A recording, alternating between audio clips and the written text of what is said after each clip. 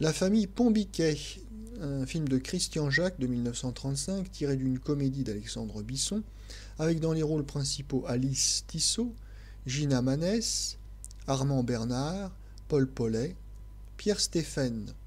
Le sujet de ce vaudeville. La famille Pombiquet est composée comme suit.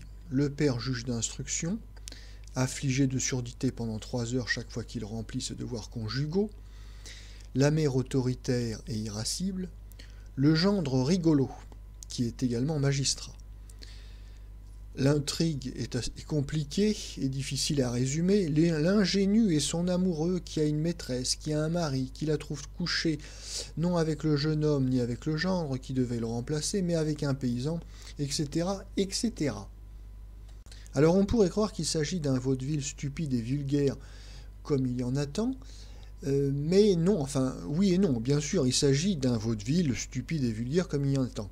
Mais ce qui est étonnant, c'est que à l'occasion de cette satire grossière et vulgaire, il y a une charge politique contre les magistrats qui est assez sidérante. On est surpris parce que on ne s'attend pas, lorsqu'on regarde un vaudeville, aussi stupide soit-il, on ne s'attend pas à ce qu'il y ait une charge aussi politique, mais alors très franche, hein, c'est pas de l'allusion, c'est assez étonnant, une charge contre la magistrature qui est très nette et très violente, très violente.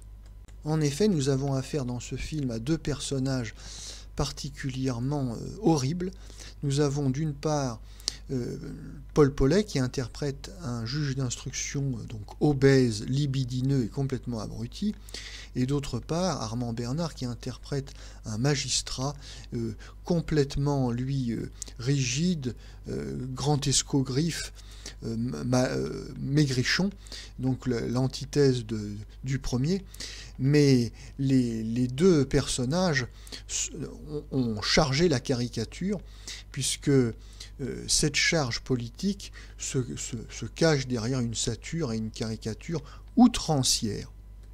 Alors encore une fois, dans ce cinéma des années 30, lorsqu'on veut faire un film politique, ou plus ou moins avec un message politique, on va avoir recours pour s'abriter, pour se cacher, à un subterfuge de comédie, de satire, de vaudeville, tout ce que vous voulez, et pour faire passer le message.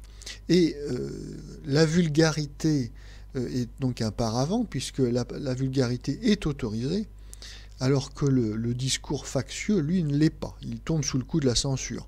Donc on va s'abriter donc derrière une vulgarité, une grossièreté qui est marquée dans ce film pour faire passer son message. Et là, le message, il est très clair pour le spectateur des années 30. La République française est une république bananière. Les magistrats ne sont que des domestiques ou des commissaires politiques au service donc d'un régime corrompu. Et donc, plus la charge est grosse, plus elle a de chances d'entraîner l'adhésion du spectateur.